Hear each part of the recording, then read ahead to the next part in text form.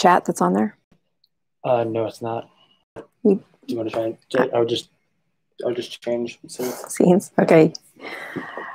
All right, let's try that again. So this is Dr. Boz, and this is take 2. We are now on a hotspot, so we'll see if that holds our internet. I don't know, the whole building did a little glitch, and now the internet was doing that. So for those of you that are back, I'm going to see if I can, if you can watch the live chat and tell me what. We'll try again. All right, so a couple of things that we just did before the show started. I did it live, and I showed you that my glucose and my ketones were human. That is 0.2 on my ketones, very low for me, and 86 on my glucose. I was explaining that it's been a rough day. For those of you that have been following the show, I am not even a month and a half out from losing my mother. And that came 4 months after losing my dad. And today at church, I think every song that we sang or I listened to while in the ICU when she was dying of COVID came through church, and it started a spiral of things that just, make it tough. So I was talking about, before I crashed, that I coach a lot of patients through tough times. I coach them through when life doesn't go well, and then it doesn't go well again, and then it doesn't go well again. Those continue to be places where we all need a little help. And time alone in isolation can be reflective, but it also can be a difficult journey. And so I'm just going to show you some of the things I do to help me feel better. One of them is this show. It has been scheduled. It's part of my routine. It's something that I really enjoy doing. I enjoy teaching. And even if it's not the perfect performance, hence the computer glitch, internet mess I just went through, it still is a place to put a focus. It's a short-term goal that can be really helpful when you're going through difficult times. The second thing is I'm trying to have as much grace and forgiveness for me as I would for my patients. So if I look at the difficult task that I started almost 3 years ago now, I think 2.5 years ago, it was writing another book about what I learned about the ketogenic diet since I started using it in my clinic, and what's the protocol that I use to help patients.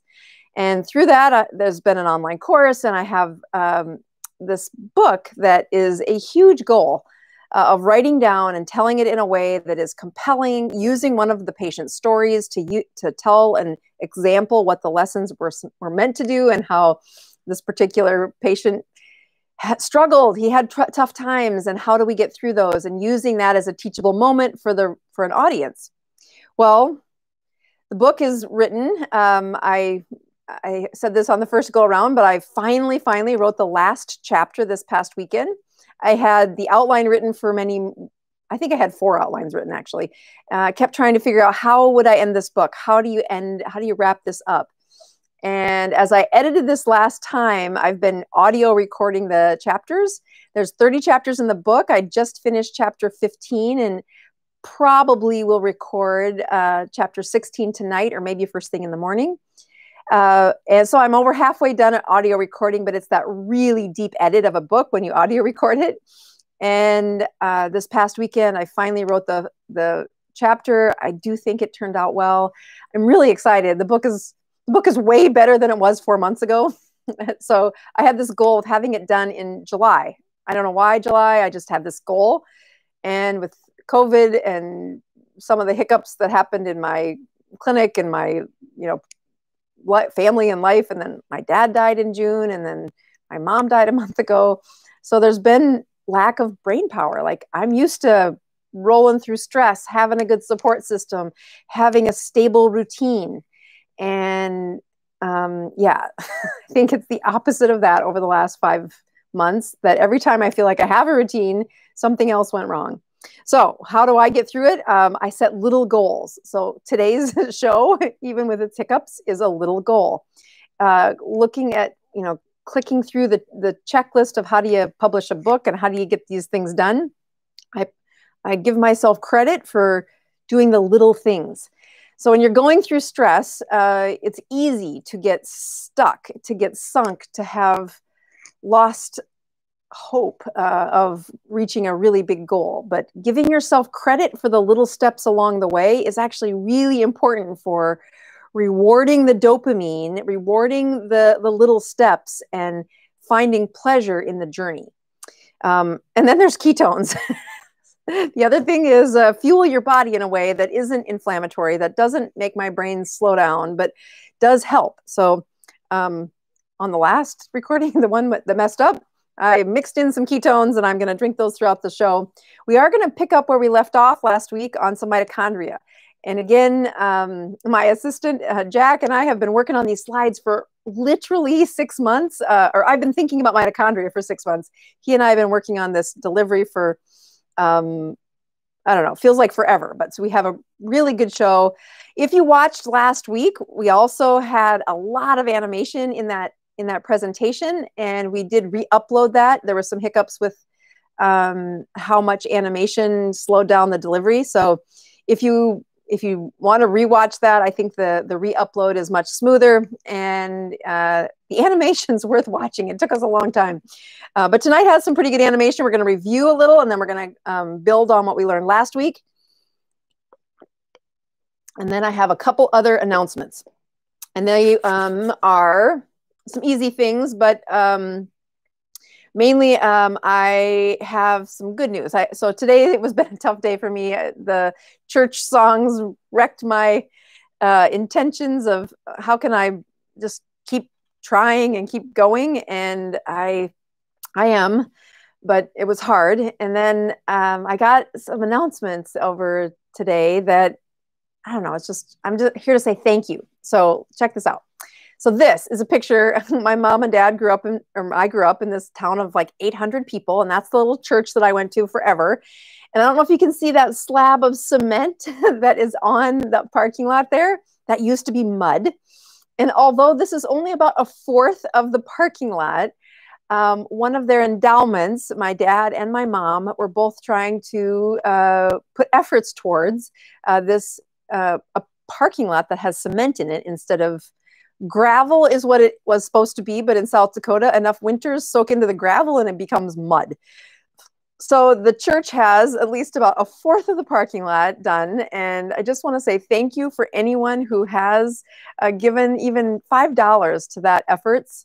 One of the other ways that I am healing is trying to do the things my mom would be proud of, which is continuing the show, finishing the book, being a good mother and a wife and a friend, but also doing some of the projects that she was really invested in.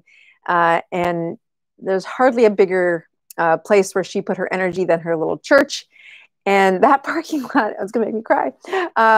She's been working at that. In fact, the budget to do a parking lot, that's about a fourth of it. It's insane. It's like 70 grand or north of that to get the whole thing done. So I didn't have expectations of raising all that, but I was very impressed with, the number of people that just gave a few dollars to the endowment and what that does for this little church. Several of you did it when my dad died. So again, I just really thank everyone who put that energy forth. And I'll put the link to the endowment in the show notes tonight for anybody who hasn't. I do encourage you to just pay it forward. If you read the story about Grandma Rose, she is the star of that book any way you can.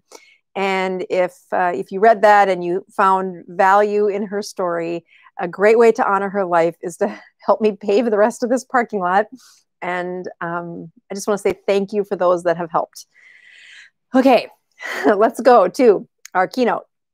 All right, so the first thing I'm going to do is I'm going to shoot cleanup for another thing that went wrong this week.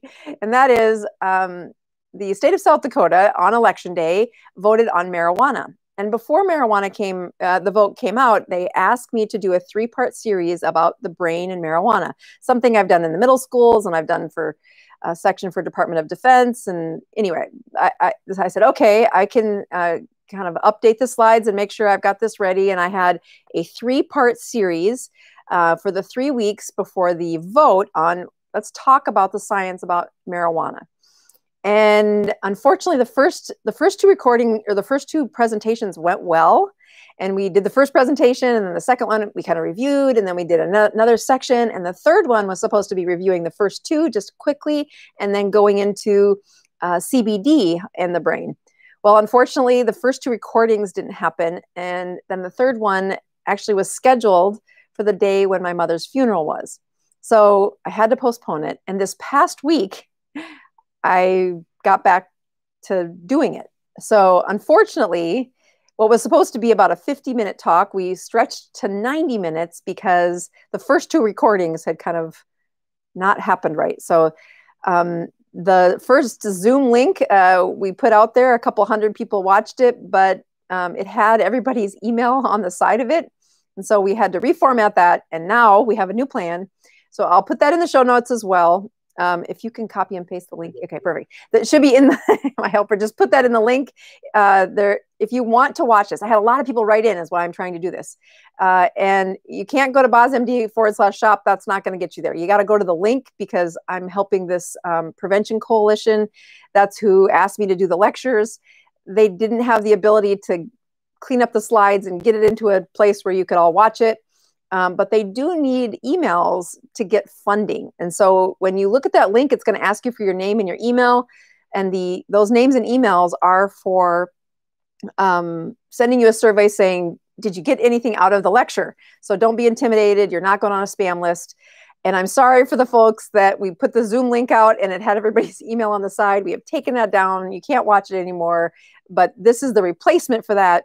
And I'll be honest, I'm really about the prevention of brain damage for growing brains. I think as much as I do efforts for concussions, for sleep, for alcohol use, marijuana in the teenage brain is something that there is lots of information out there about.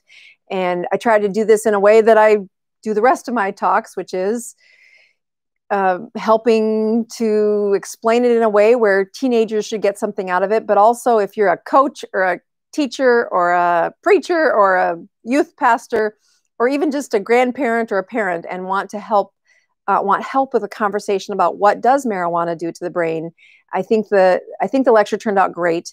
And please share that link with anybody that wants to. It's free. You do have to give your email, but I just want you to know that's for the coalition to keep track of. Did this effort make a difference? So there's that. All right. Now that I've cleaned that up. No, that's not what I want. Hold on. I want to go here. I want to go here. And I want to do, here we go. There we go. All right. So let's get started. This is our healthy mitochondria versus unhealthy mitochondria. And we started this last week. We're going to go through some quick reviews, but I'm starting out this time with the chart that says, all right. And I've done this chart probably a year ago. The chart did make the book. I think it's a very helpful set of information. And we're comparing what happens inside the body when you're in a state of ketosis versus when you've been fueling mostly on glucose with the standard American diet. The first line there talks about the energy produced. And I want you to carefully look at that little small writing under there saying the ATP produced from equal, oopsie, missing the U in equal, carbon fuel, equal carbon fuel.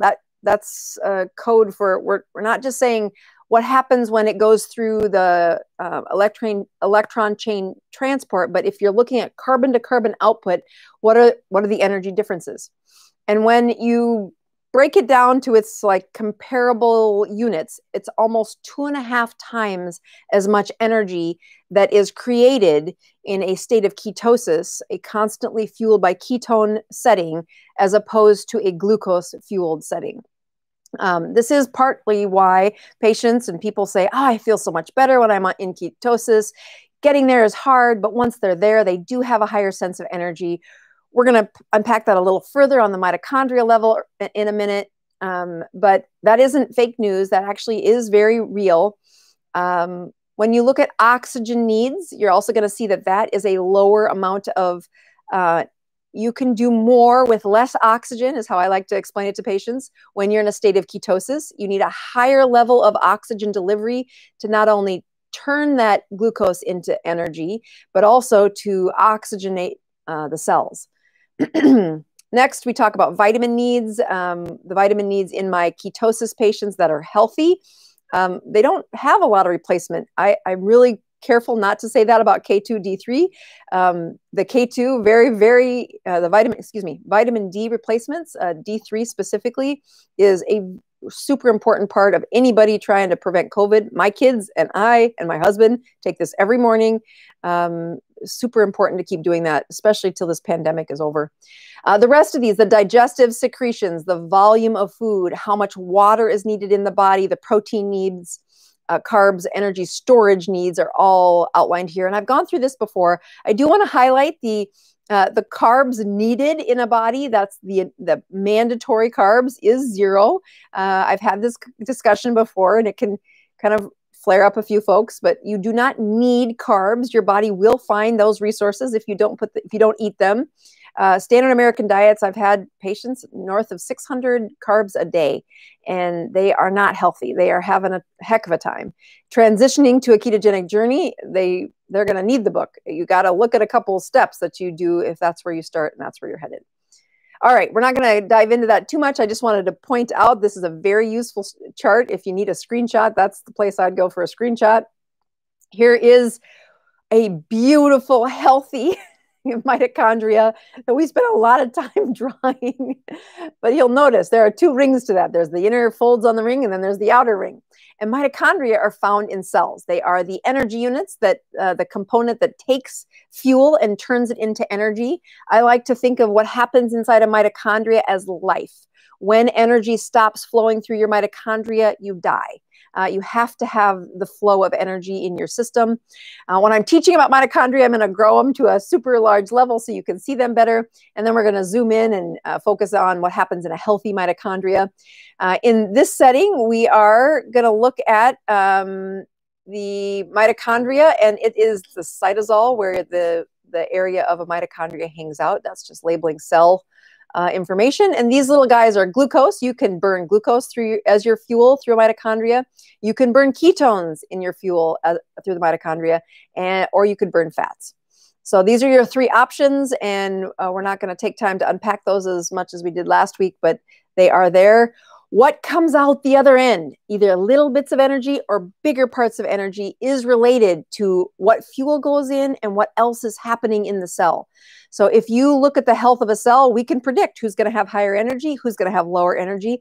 And that amount of ATP is the translation. ATP is, code. It's not code. It is the units of energy that we're measuring as they come out of a mitochondria. All right, so this is the part where we focus in. This is the key component to what happens in a mitochondria. There is an outer membrane there that we drew a line in green on. And then there's the inner membrane, which has those waves in it. Where the inner membrane and outer membrane come close together is where the magic of your cells happens.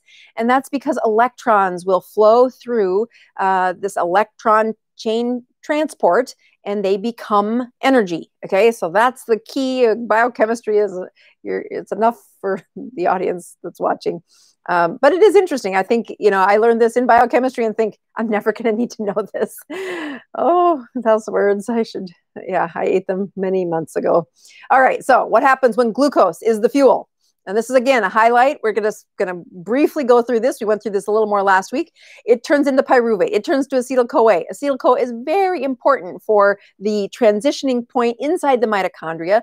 This is where the TCA cycle or Krebs cycle turns that energy from acetyl-CoA along that electron chain transport, and it becomes energy. Out the end, through oxidative phosphorylation, your carbon units from glucose become energy. When you look at some other words we use in the life of mitochondria and the energy of our bodies, we call it respiration. When we take the oxygen and we couple it with those carbon units and that electrons, out comes water and carbon dioxide. So just like you breathe in, pulling in oxygen, and you breathe out carbon dioxide and water, that respiration happens at the microscopic level inside your mitochondria. When you don't have oxygen, you don't die. Your body, well, you do die if it's too long, but if your cells are low on oxygen, they have some backup plans. There's some funky names in cancer cells. We say the word fermentation. but it is in a state of no oxygen.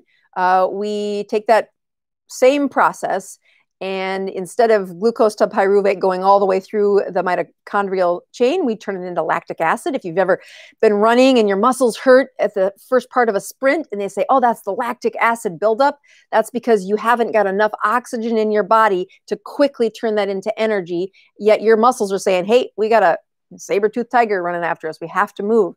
So that is a backup plan for the safety of getting your body to run when it doesn't want to. Another option for that is succinic acid. And again, it's another kind of cheap way out the side door when oxygen is low. All right. So we're going to now say if you change the fuel to ketones, many things that are similar happen, but I like to point out that this ketolysis, where BHB, when I checked my ketones there and they had 0.2 on their measuring unit. That's because, yeah, it's been a tough day for me too, but I didn't have a lot of ketones in circulation. My body said, well, we have other resources we can use to burn them, and they're working on that. But I'm also adding some. When you say BHB is what we measure when I prick my finger, it's also what is in exogenous ketones. Those ketones turn into acetyl-CoA. They go down the Krebs cycle. Those electrons also float down that electron transport chain.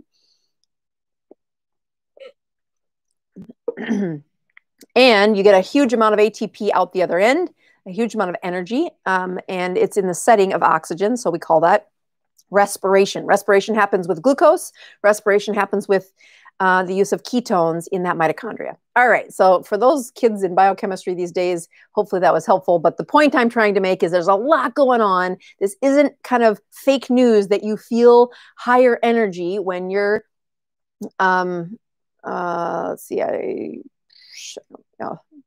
I was going to skip this slide, so I'll quickly go through it. This isn't fake news when your body feels better when you're in a ketogenic state. It really does have the opportunity to transform those carbons into a high energy state, and we can measure that, and we can see that on a cellular level. You can study that in biochemistry, and most of you will never have to do that, but this is what they're studying. All right, so this is just showing what happens with short chain and medium chain triglycerides. I did that a little bit better last week. I think I skipped the long chains. Maybe I didn't. Oh, here they are. Okay, so long chains also are important, but they take carnitine to get over that cell barrier. Once they get inside the cell, acetylcholine can turn them into some pretty good energy. So you just need the carnitine before it can get inside that mitochondria. So there's some limitations, but we'll watch those electrons, that beautiful animation, float down and use that electron chain transport to turn it into energy. Okay, and again, it is in the setting of oxygen. And so you can respirate a cell with glucose, with ketones, and with fats or triglycerides. So let's move on to dysfunctional mitochondria. This is kind of where we left off last week. Notice that these mitochondria are funky looking. They're not nearly as big and plump. They kind of are dented, or they're just not as full. And if you sit them side by side, they're smaller.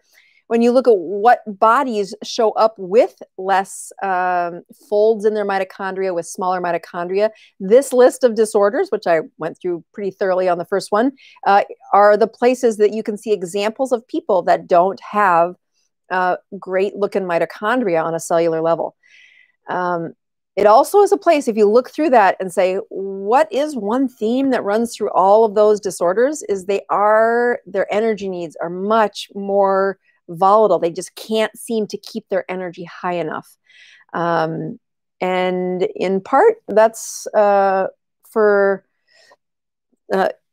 of the wasting that happens inside the mitochondria. So yeah, here's the punchline of what makes them different. Their sizes are different, and their folds are different. If you look carefully over time, the mitochondria in a dysfunctional setting has less folds, but it also has, you can see those little rips that we put in the sides of the wall, saying it's losing electrons. It's not as efficient. So those little burps of energy that are coming outside the mitochondria are not supposed to happen from the side door. It is supposed to come out like the other ones did with that electron chain transport in the form of energy. And when you let electrons float out the side door, gnarly things happen. So let's go through that. So yeah, we're going to take off that shiny layer, and now I'm going to put this mitochondria in a much closer. I want you to see the cracks that are coming out. That wall between that internal membrane and that outer membrane, where the electrons are supposed to happen, and they're supposed to carefully flow along that fold and really turn into that carbon gets turned into energy. This is where life goes very wrong for these poor cells. So here's another cell. You can see there's a lot fewer mitochondria in that cell. These mitochondria, when I blow them up, aren't nearly as plump, and they're smaller with fewer folds.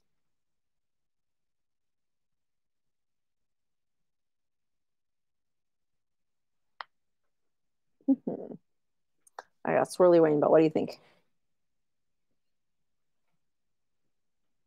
Oh, here we go. Oh, so okay, there we go. So a couple of slides went fast forwarded there. A little oopsie daisy. Well, that's okay. Let's just see if I can go backwards one. Okay, here's our slide. Let's try again. So we're gonna blow it up and show you what the cell looks like inside inside your cell. This dysfunctional mitochondria has some problems, and that problem starts with it didn't have as many of them inside that cytosol. The folds were less, but here comes some glucose. And as the glucose starts to march through your and turn into energy, those mitochondria can do it, but they waste a lot of it. They waste fuel by transforming that energy. When it comes through the Krebs cycle, you're going to see those electrons come out those holes. So instead of energy flowing down the electron transport chain and coming out as ATP, they really do do some damage there. And so what does it look like when electrons don't do what they're supposed to do? What is that called? Those are free radicals. Those are oxidative stress. And that is the part of your body that is aging it faster than it's supposed to. It's causing the cancer. It is defecting your DNA. Those little electrons are supposed to stay in their spot. They're not supposed to come out the side door like that. And when they do that, they wreak havoc. When I look at the improvements in a mitochondria, in a state of ketosis, keto chemistry, it isn't a little bit of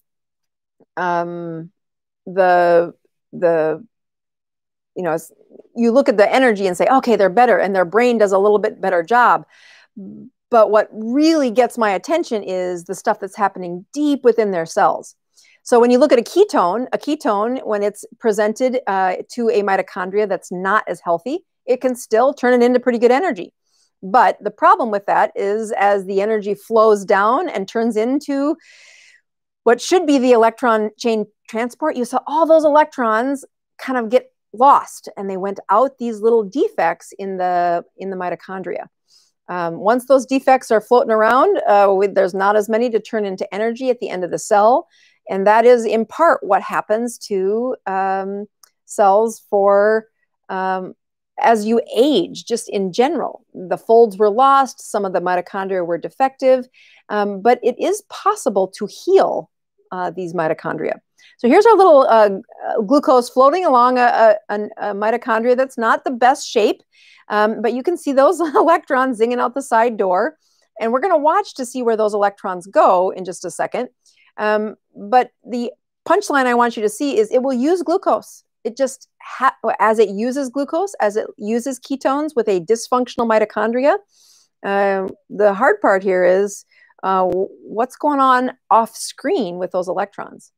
So here's our big cell. And when those glucose, so now you can see those electrons are out there, and they start to zing around. They run into the side walls. They run into the nucleus where the DNA is. They run into the side walls of the mitochondria.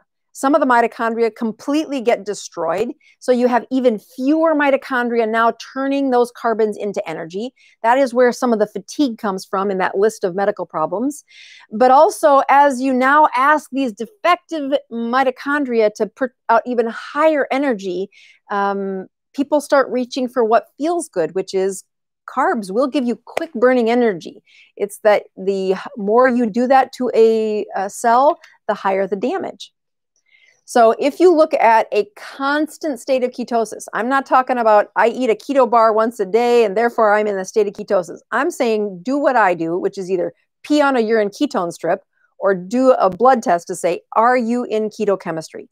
And if that's the case, over time, you can start to see that the mitochondria will continue to use glucose. They're going to float along the outsides of that cell, and you're going to lose some electrons out the side door.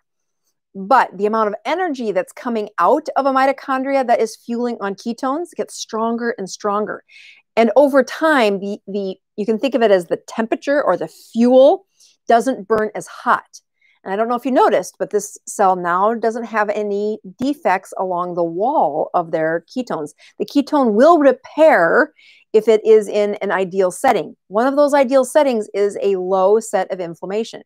If you scroll back and look at our chart that says the lower water needs were needed in the ketogenic diet, part of that is because of that removal of swelling, that removal of inflammation that happens in the first couple of weeks of a ketogenic diet. And you'll hear naysayers say, yeah, you lose all that weight when you don't eat carbs because it's just water weight. I'm like, yes, it is water weight, the water that doesn't belong in your body. And when water surrounds tissue, it is inflamed. That inflammation makes it difficult to repair defects, such as in this mitochondria. You switch to keto chemistry, and I'm not talking about ketones that kind of hang out because they were in a supplement. That's a good place to start, but it should be stacked on top of a ketogenic eating, which is 20 total carbs or less per day. So if you look at this ketone, now he's coming along and he's floating it down his keto chemistry. And eventually, over time, this takes whiles, but every time that ketone divides, every time that cell divides, excuse me, the ketone doesn't divide, every time the cell divides and replaces the mitochondria, they can work their way back to a healthy functioning mitochondria.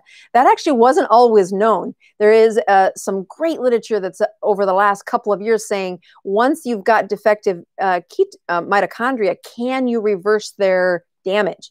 And it is in an absolute absence of those flying around electrons, so no ketones, or excuse me, no electrons going out the side door, and that the inflammation is very low. When patients ask me, well, should I take some fish oil or should I take some antioxidants? Like, that is 1/500th as effective as ketones floating in your blood in your keto chemistry. The absorption of those electrons by ketones is one part of how much they do improve the chemistry of what's going on inside your cell. So to take antioxidants, I would say, don't waste your money. Find a lifestyle that gets you in a constant state of keto chemistry. Which is what the book teaches, which is what the online course teaches. It's not a default that you can go look this up on Wikipedia. This is still too new for people learning about the ketogenic diet. I think there's one more slide left here. Healthy mitochondria can use both ketones or glucose as fuel.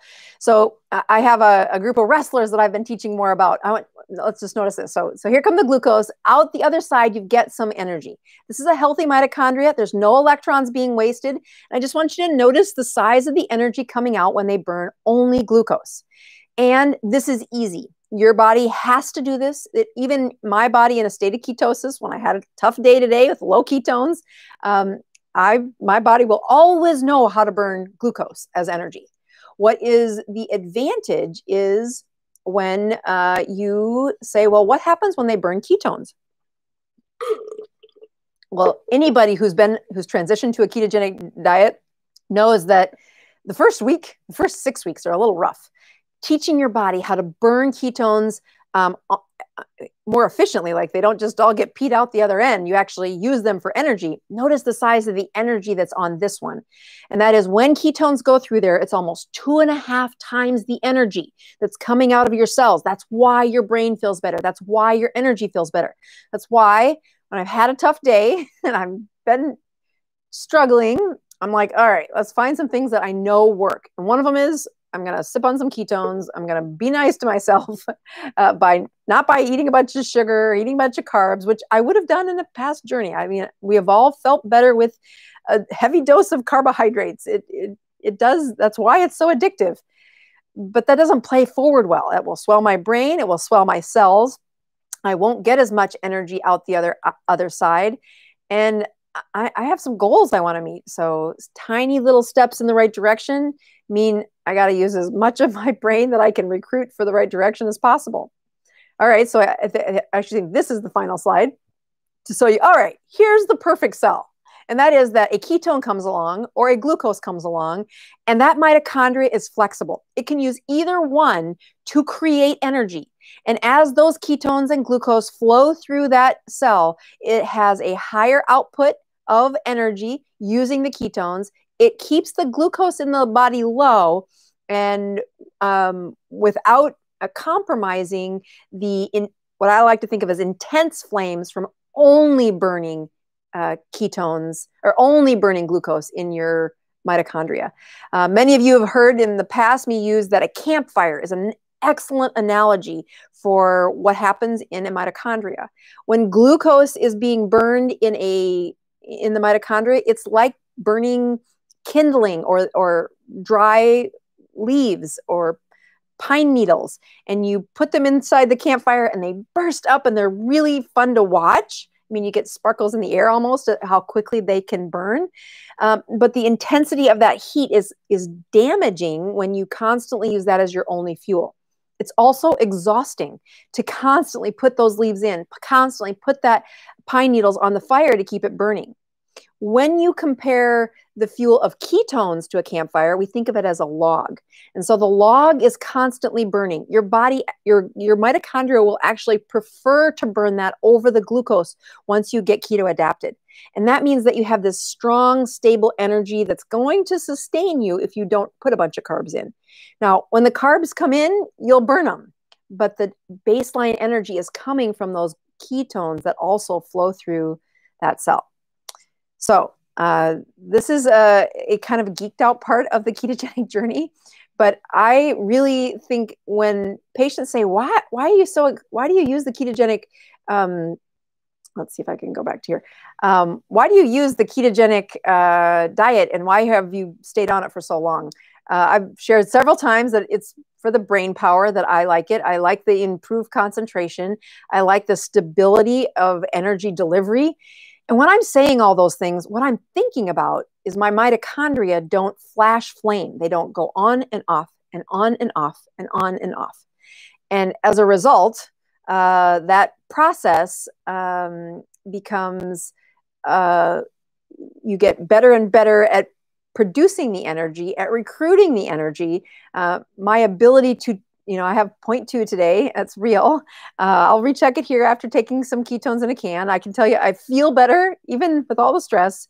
We're, half an hour into drinking ketones in a can, and I feel better already. I do. And I should have done this a few hours ago, but I didn't. So thanks for being here to watch me do the show. I am going to check my numbers.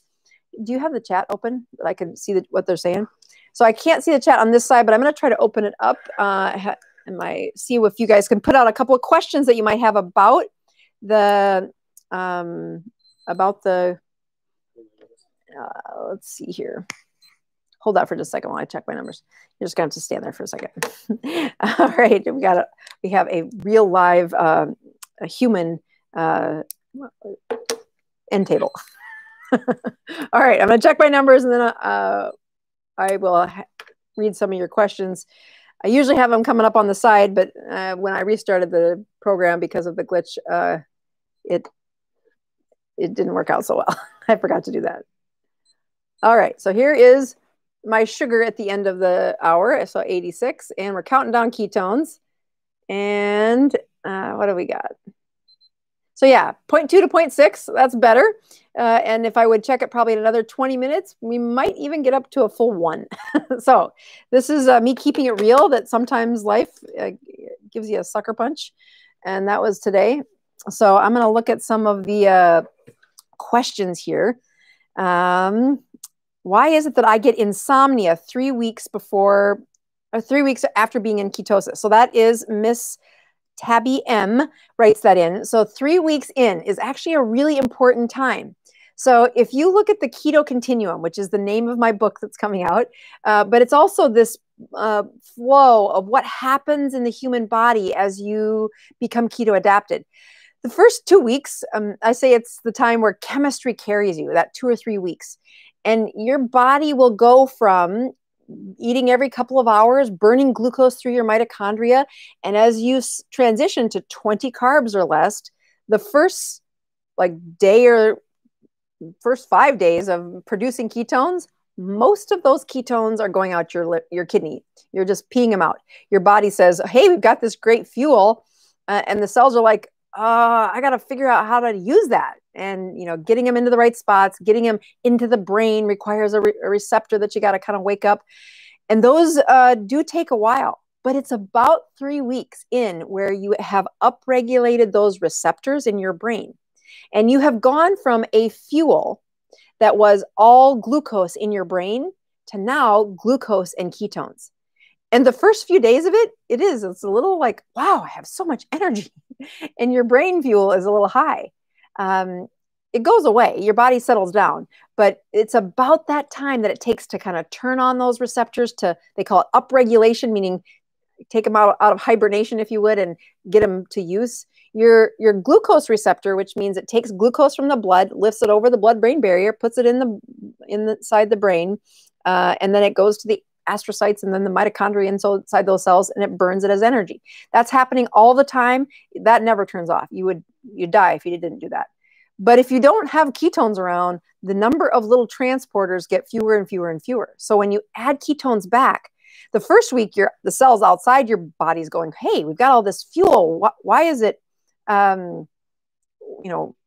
it ends up going into the toilet at first. Don't worry, your body figures it out. But about 3 weeks in is when those mental transporters, those ones at your blood-brain barrier, are up and functioning, and you are now fueling on ketones. It's actually why I have a couple of parts in the book saying, if you get to this part and you're like not peeing ketones and you're not feeling good and you're having as many struggles as the guy in my book had, I tell them, quit trying so hard and sip on ketones. These things that I just rescued me with, sip on these. And you say, well, wait, why? And it's because you have to have ketones in circulation to wake up those receptors. And once they're awake, they'll work really hard for you. But if they're in hibernation, you're about 14 days away from ever getting a really good helper. So if you say, all right, I'm working on some of these other things, and the book says, okay, he was struggling with this and he was struggling with this. I'm like, all right, that's too much to change in one moment. Let's have you slow down, sip on these ketones for 2 weeks, and watch what happens as we try again. And boy, I've used that trick so many times in my patients that really have struggled, and they have a tough time getting from 0, meaning no ketones, to that 3 weeks. That's a really good question. I'm so glad you asked that. All right, we're going to scroll through for some other questions. Okay, so I have another question saying, this is G Bachelor says, is that why I got into ketosis so easily at first, and now that I've been there for 3 years, my ketones are lower? Yes. Okay, this is exactly why I wrote the book. So the keto continuum starts out with folks just barely, they're eating carbs all the time. They are eating every 2 hours. Every one of their little mitochondria are just like our lecture, and they fuel on the pine needles, on those leaves. They just don't have good source of energy. They have no logs in their campfire. And as you switch over, up comes the ketones. They're floating around, but your body will always adapt to what is to the steady state, the stable state. So as you add a bunch of ketones, it's going to say, yeah, that's way too many. Let's settle it down, settle it down. Oh, this is the energy that they need. which is why over the course of this book and of course the keto continuum, we get you to a part where we call them baseline metabolisms. And these are the places where people live. If you want to stay in a constant state of ketosis, if you have any one of those metabolic issues where mitochondria are grumpy and they waste electrons and they've got problems, you're going to want to repair those mitochondria, and you need to be in a state of ketosis constantly. So G. Batchelor writes in and says, well, wait, it was really easy at first, but now I'm having trouble. And that's because you're at a steady state, and you need to constantly put a stress on your system. Not that constantly doesn't mean every day, but you got to give your mitochondria a workout at least once a week. I do it by fasting once a week. You can also do it by, I also do it by getting in a sauna that will make you sweat, a good workout that makes you sweat, a high intensity workout that you actually got to sweat, would increase the stress on your mitochondria. An ice bath would also give you a good stress to your mitochondria. There's several ways you can do this. But if you get to a certain state of ketosis and then you're like, I'm doing everything I was doing at the beginning and I don't have anything close to those high of ketones, you're like, that's right. You got stuck on one of the early keto continuums and you thought, oh, I'm good. I was good the first 6 weeks, so therefore I'm good. I'm like, not if you want to repair. You have to continue to get to one of the baseline keto continuums. And if you Google keto continuum or YouTube, type it in, you'll find I have some labeled keto continuum, just going through the outline of what does that mean. And then if you really want to deep dive and you don't like pecking around all of YouTube, you can go to bosmd.com/shop and buy the course. That is no distractions. This is very short clips. This is very organized. Unlike my Sunday lives, there's no glitches in the delivery, and it is much more organized. So if you want organized, go to the course. If this is a little whimsical, I don't know. It's as good as I can do. Okay, one last question. I like this one. Okay, we got just a couple minutes left. I know I was a little late getting started, but I'll try to stick to the hour. I always developed gestational diabetes when pregnant. Can I eat keto while pregnant to prevent this? Yes, that's such a huge deal. Your baby has a higher risk of insulin and has a decreased development of their brain when the mom is gestationally diabetic or diabetic. So if they're diabetic before they get pregnant, they are at a higher risk the baby is at a higher risk of obesity. That neurodevelopment of their brain is influenced by the amount of insulin, which is what gestational diabetes is a high insulin state for the baby, and it's terrible for the mom and her weight loss and her energy. To prevent that, you have got to keep the glucose lower. What does that mean? You need to, if the glucose is low, you got to replace it with the other fuel, which is a state of ketosis. I have my OB friends who say, can you just teach all of our pregnant people how to be in a state of ketosis? And I'm like, yeah, I got plenty of my work for myself to do, but it really is enhancing not just the development of the baby's brain, which is what we care about most as moms. We want healthy brains for our babies, but the lifetime increased risk of obesity, very connected to that high insulin state for the baby. So the answer is yes. Naturally, your baby is supposed to have a keto drink when it's born. What do I mean? That breast milk is high MCTs, medium chain triglycerides, made by in the breast duct. That high fat breast milk is keto. Okay, yes, they're in ketosis. Why? Because it's a much better energy fuel for that baby. That's a really good question. I have never had that one. So, all right, before anything else goes wrong, I'm going to call it a night and say thank you all once again for those that did contribute to my mom and dad's little bitty parking lot fund in the middle of nowhere, but is everywhere to me.